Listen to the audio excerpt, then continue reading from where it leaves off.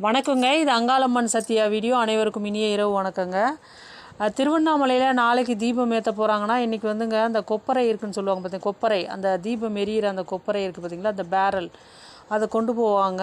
அது வந்துங்க கீழே இருந்து அந்த மலை மேலே கொண்டு போகிறதுன்றது அவ்வளோ சாதாரண விஷயம் இல்லைங்க. ஏன்னா அங்கே வந்து வழிகள் கிடையாது, படி மாதிரியான வசதிகள்லாம் அங்கே இல்லை. கல் மண் அந்த ஒரு இதுலேயே தான் அப்படியே தான் கொண்டு போகிறாங்க.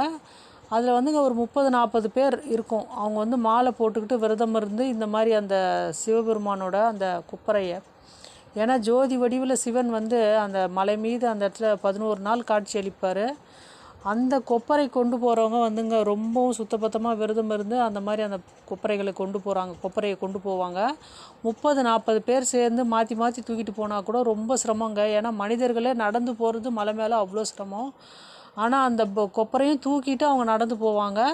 5-6 மணி நேரம் எதுவும் சாப்பாடெலாம் சாப்பிட முடியாமல் தான் அவங்க மேலே போய் அங்கே வச்சுட்டு தான் வந்து அதுக்கப்புறம் கோயிலில் சாப்பிடுவாங்களாம். ரொம்பவும் அதாவதுங்க சிவன் மேலே அதீத பக்தி கொண்டவங்க, ஒரு குறிப்பிட்ட வழியை சார்ந்தவங்க அதை அப்படி பண்ணுறாங்கங்க அந்த வேலையை.